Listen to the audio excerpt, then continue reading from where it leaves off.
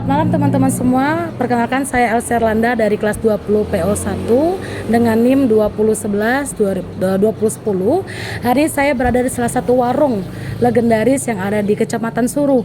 Nama warungnya adalah Warung Lalapan Sarwangi. Nah, teman-teman, saya datang ke sini untuk mewawancarai salah satu pemilik dari warung tersebut, dan ini untuk memenuhi tugas perkuliahan praktek kewirausahaan dari Bapak Teguh. Nah, sebelumnya izin dengan Ibu siapa ini? Ibu Puri. Oh, Ibu Puri. Ya, Bu Puri, saya izin minta waktunya sebentar untuk wawancara sebentar ya, Bu ya. Nah, Bu, kalau boleh tahu berapa tahun sudah membuat atau menjalankan usaha ini, Bu? Alhamdulillah sudah mau jalan 3 tahun ini. Alhamdulillah 3 tahun ya, Bu ya. Bu, terus saya melihat juga sebelum saya datang ke sini kan saya melihat di TikTok banyak banget konten makanan dari warung Ibu. Nah, saya juga melihat ternyata banyak cabang ya, Bu ya, dari sini, Bu ya. Iya, itu cabangnya sudah 4. Alhamdulillah 4, teman-teman. Iya. Wah, banyak banget ya. Di mana aja, Bu, kalau boleh tahu? Yang satu ya di sini ini di Desa Suruh, yang kedua itu di Stadion Menak Sobal Trenggalek, yang ketiga itu di Kedung Lurah Pogalan, yang keempatnya itu di Bandung Tulungagung. Wah, banyak banget ya teman-temannya, keren banget. Nah, dengan banyaknya cabang seperti ini berarti pasti banyak juga karyawannya, Bu ya? Untuk saat ini itu udah ada 9 itu sama yang di dapur. Oh, 9 sama di dapur. Nah, Bu, saya mau tanya-tanya dulu ini terkait tentang usaha Ibu. Kenapa Ibu memilih usaha makanan, Bu? Kalau makanan itu tersalur karena hobi. Oh, hobi. Karena hobi saya itu masak ya. Oh, hobinya masak. Gitu, ya. Memang kalau ibu-ibu ya, teman-teman ya. Lalu kalau gitu, Bu, kan banyak karyawan. Saya mau bertanya juga, untuk memanajemen karyawan yang banyak tersebut itu gimana ya, Bu, dari Ibu sendiri? Kalau karyawan itu gimana ya? Kita ambil dari satu desa. Jadi biar enak koordinasinya. Anaknya itu pulang di rumah saya sendiri. Jadi setiap kali pulang itu di briefing setiap malamnya, itu di briefing, diberi masukan apa keluh kesahnya setiap hari itu di warung. Soalnya saya sendiri itu tidak bisa ngontrol langsung ke warung-warung itu sendiri, itu tidak bisa. Jadi saya pasrahkan ke anaknya itu langsung gitu. Oh, berarti nanti dikumpulkan jadi satu sebelum mereka berangkat ke cabang-cabang masing-masing seperti itu, Bu ya. Baik. Nah, kalau gitu, Bu, untuk ini kan mungkin kita ketika membuka usaha pasti ada yang namanya kendala. Nah, kalau dari Kecamatan Suruh sendiri deh, kita ngomong di Kecamatan Suruh. Kalau daerah di sini juga kendalanya itu di bagian apa ya, Bu ya? Kalau kendala itu ya gimana ya, namanya orang jualan tuh pasti ada rame, ada sepi ya gitu. Cuman ketika kita sepi itu gimana cari program baru, gimana cari menu baru gitu. Terus sama karyawan itu gimana enaknya kalau warung ketika itu sepi, biar omset setiap hari itu ndak turun, itu gimana itu dibicarakan sama karyawan-karyawan gitu. Berarti kendalanya itu mungkin lebih ke arah bikin inovasi baru barangkali. Betul, ya seperti itu ya. betul. Oke, siap. Berarti kalau gitu kan ini saya juga melihat banyak banget dari menu-menunya, cukup banyak ya, Bu ya, di sini. Iya, menunya cukup banyak sekali. Yang paling diminati di daerah sini itu apa, Bu? Untuk di sini itu sambal gami. Sambal gami. Iya, sambal gami itu khasnya dari Kalimantan, itu dari Kalimantan bagian Bontang ya. Nah, di sini kan belum ada lalapan yang identik dengan sambal gami, itu belum ada. Cuma masih di sini aja. Berarti di sini aja ya, Bu ya. Nah, ngomong-ngomong juga soal lalapan, Bu, pasti di sini bukan hanya lalapan Ibu yang ada di sini ya. Nah, kalau keunggulan dari warung Ibu sendiri, bagaimana cara bersaing dengan lalapan yang lain? Bagaimana, Ibu? Yang saya utamakan itu untuk masakan. Yang paling penting itu rasa, gimana cara bisa mempertahankan rasa biar tetap sama, tidak berubah-ubah. Itu yang paling susah. Jadi saya itu mencetuskan dapurnya itu satu, di satu dapur, jadi semua cabang itu rasanya sama. Ya saya sendiri yang masak ya. Ya seperti itu. Jadi dapurnya itu cuma satu, dari semua cabang 4 cabang itu dapurnya satu gitu. Dapurnya satu ya, Bu ya. Berarti memang yang diunggulkan adalah cita rasanya yang tidak berubah, walaupun di cabang mana-mana saja seperti itu ya, Bu ya. Baik, kalau gitu, Bu, ini kan misalkan kita juga ngomong, apakah ada kerjasama dari organisasi atau mungkin langsung pure dari Ibu sendiri atau dari keluarga seperti itu? Untuk usaha ini itu usaha milik pribadi saya sendiri, tidak ada campur tangan dari organisasi atau apapun, itu tidak ada. Tidak Itu ada ya semua Bu ya? sendiri, ya. Oh iya, sendiri berarti ya.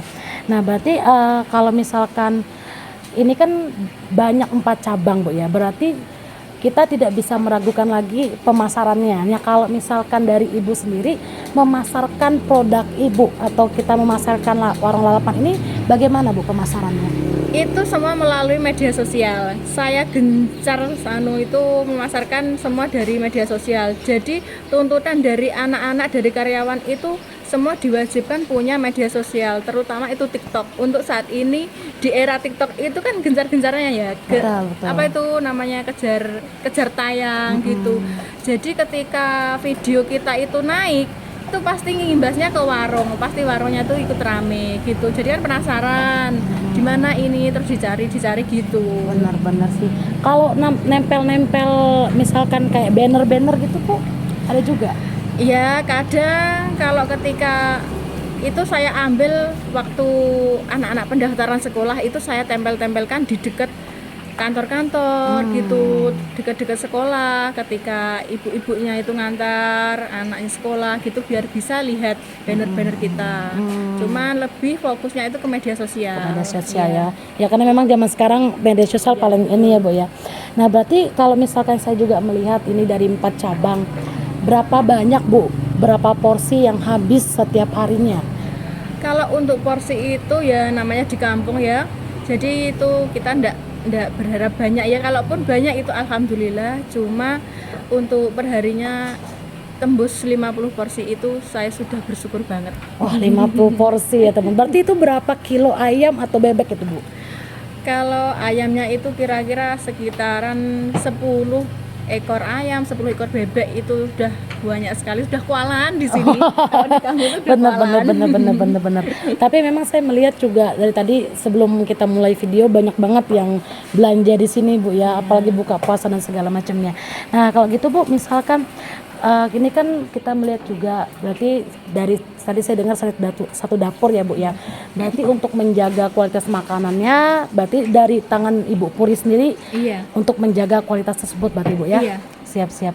Kalau gitu Ibu, apakah ada hari tertentu ketika mungkin omsetnya turun atau omsetnya naik gitu, mungkin ada hari tertentu?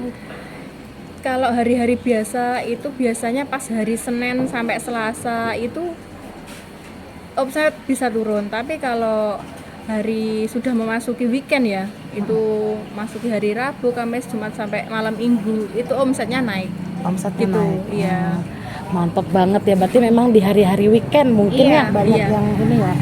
Ini kalau misalkan melihat dari pemasarannya, kira-kira di kampung ini sendiri Bu, incaran pelanggan itu apakah mereka yang tetangga-tetangga atau mungkin kendaraan bermobil atau bagaimana Ibu? Kalau incaran itu saya ambil yang utama itu jalur provinsi. Jadi kalau jalur provinsi itu kendaraan lewat itu kan tidak cuma orang daerah setempat. Benar. Ketika malam hari itu pasti ada orang perjalanan gitu loh. Benar. Jadi yang kita ambil orang perjalanan ya, kalau daerah setempat kan kemungkinan ya ada bosennya ya. Iya. Jadi kita ambil dari orang perjalanan gitu. Perjalanan jauh. Perjalanan jauh. Benar. Kalau misalkan ada truk atau bis gitu ya Bu ya. Benar. Oh iya. Kalau misalkan melihat dari bahan makanannya Bu, ketika memperoleh bahan makanan itu belinya di mana Ibu? Itu langsung dari pasar. Dari pasar ya Bu, Iya, ya? langsung dari pasar sendiri. Ada terkendala apa nggak Bu ketika lagi beli bahan makanan Bu? Kalau untuk saat ini kendalanya ya bahan pokok semua naik itu. Benar. Kan memasuki bulan puasa biasanya seperti itu. Jadi bahan pokok itu naik semua. Benar. Kalau gitu apakah ketika bahan pokok naik dari harga yang Ibu pasarkan apakah ikut menaik juga atau tetap di harga yang sama? Untuk harga itu insya Allah masih tetap, karena kita di sini kan sudah menerapkan harga. Jadi ya enggak bisa kalau harga itu naik turun. Ya kalau pas bahan pokok itu di bawah, harganya di bawah, ya itu kita untung banyak. Tapi kalau harganya saat ini kayak gini, ya kita syukuri aja, yang penting kita itu cukup, nggak rugi gitu aja. Oh iya, benar-benar. Nah kalau gitu Bu, terakhir pertanyaan dari saya, strategi apa yang Ibu Puri lakukan untuk tetap menjaga kestabilan, menjaga kualitas, serta menjaga omset tetap naik untuk warung ini Bu? Strateginya? Kalau untuk strategi itu kita upayakan semaksimal mungkin sama tim dan sama tim dapur itu, ya itu tetap menjaga cita rasa dari warung kami, warung Lingsir Wengi, biar tetap sama. Untuk meminimalkan komplain, ya komplain itu tetap ada, cuman kita itu gimana ya, mengurangi komplainan lah, berarti orang kan puas dengan rasa dari warung kami gitu. Pelayanan dari warung kita tingkatkan, penyajian gitu. Siap-siap. Terima kasih banyak Bu Puri untuk waktu dan kesempatannya.